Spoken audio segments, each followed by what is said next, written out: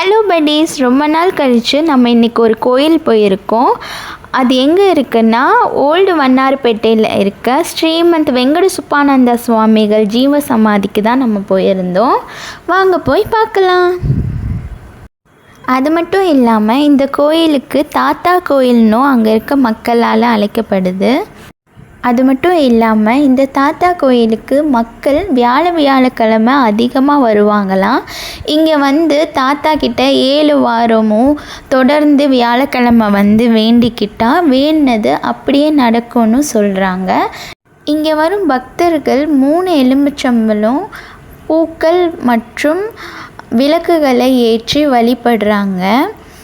அது மட்டும் இல்லாமல் இங்கே தினமும் அன்னதானமும் போடுறாங்க. இந்த கோயிலில் இங்கே வந்தால் நிறைய பாசிட்டிவ் வைப்ஸ் இருக்குதுன்னு சொல்கிறாங்க. நிறைய பேருக்கு இங்கே வேண்டின அனைத்தும் வந்து நடந்துச்சுன்னு சொல்கிறாங்க. இந்த தாத்தா கோயிலில் வாராகி அம்மனும் இருக்காங்க. ஸோ நம்ம தாத்தாவை வழிபட்டுட்டு வாராகி அம்மனையும் நம்ம அங்கேயே வழிபட்டுட்டு வரலாம். ஸோ இந்த கோயிலை நாங்கள் வந்து பார்த்தோம். இது ரொம்ப பாசிட்டிவாக தான் எங்களுக்கு இருந்துச்சு. ஸோ நீங்களும் இந்த கோயிலில் எல்லோரும் வந்து பாருங்கள் buddies.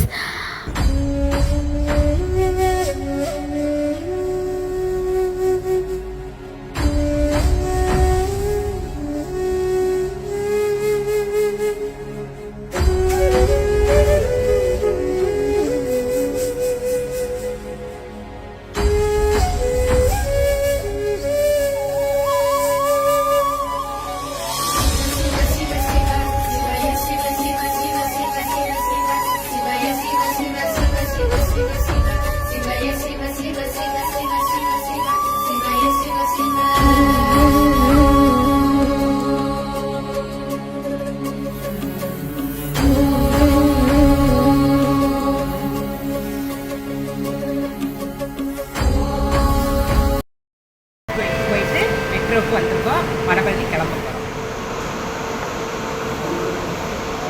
மெட்ரோவில் எப்படி இருக்குது பயணம்? நல்லா இருக்குது.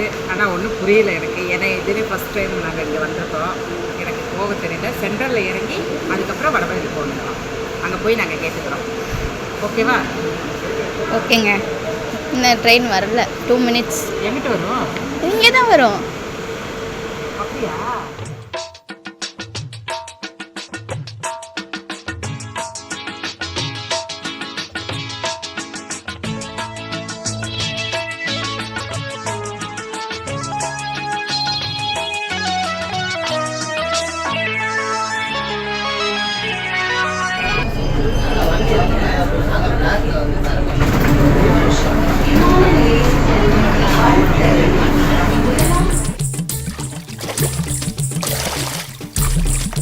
கரெக்டாக எங்கே போகிறோம்? கரெக்டாக நம்ம வடபழனி இறங்கி ஏறிட்டோமா? சென்ட்ரலில் இறங்கி இது வடபழனி ட்ரெயினில் ஏறியிருக்கோம். வடபழனி இறங்கோம். வடபழனி இறங்கினோடனே உங்களுக்கு காமிக்கிறோம்.